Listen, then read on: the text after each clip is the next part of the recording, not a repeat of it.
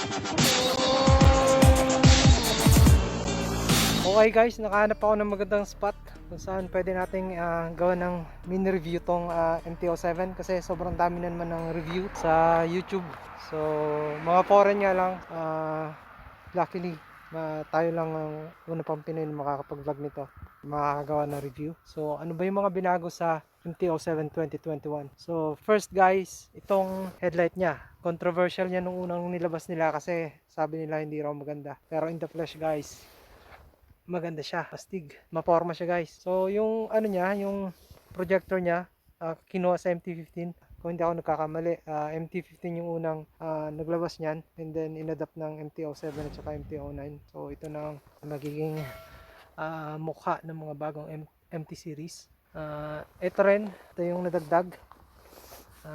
Yung old model walang ganyan. So dahil nga conventional fork lang siya, nagkakaroon siya ng illusion na para siyang USD fork. So okay din. And then tong naka LED na yan, mga lahat ng ilaw niya, isa yan sa mga binago. And then black na yung levers niya. Yung handlebar niya, ginawa nilang gray, no, silver ba yan, and then hinabaan. So mas upright siya, position, mas relax ka sa pag-drive.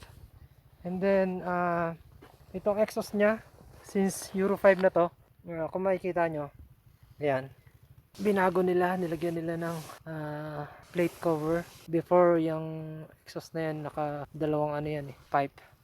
So ayan, ano pa ba, itong tanke nya, one piece na siya. So sobrang macho nya tingnan guys, pag tinignan nyo lalo dito sa front end. And then yung dust nya, iba na rin, iba yung shape, inverted na siya. So malinaw siya kahit maliwanag yung sikat ng araw. Speedometer, tachometer, fuel gauge, time, gear indicator. So ABS siya, dual ABS. Dito na rin yung control niya.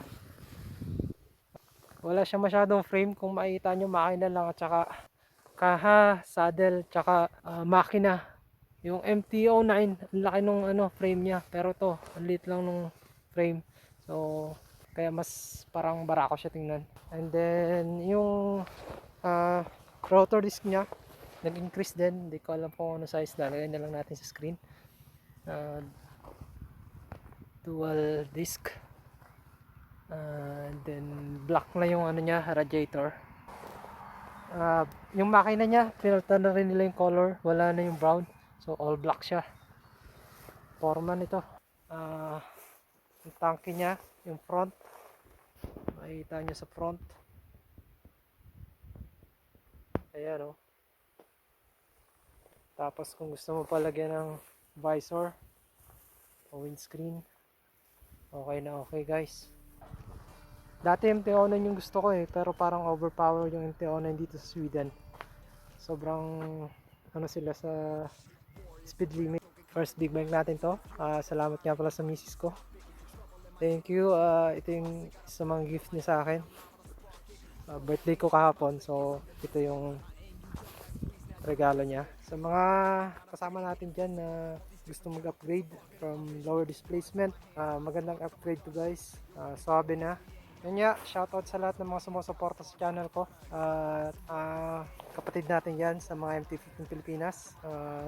Guys, namimiss ko na kayo. Solo ride lang ako dito. So, sana patuloy pa rin kayong manood. Kahit ng MT-07 na ako. So guys, all black, MT-07. Forma guys. Okay, yun lang mga boss. At stay safe sa inyong lahat. Ride safe.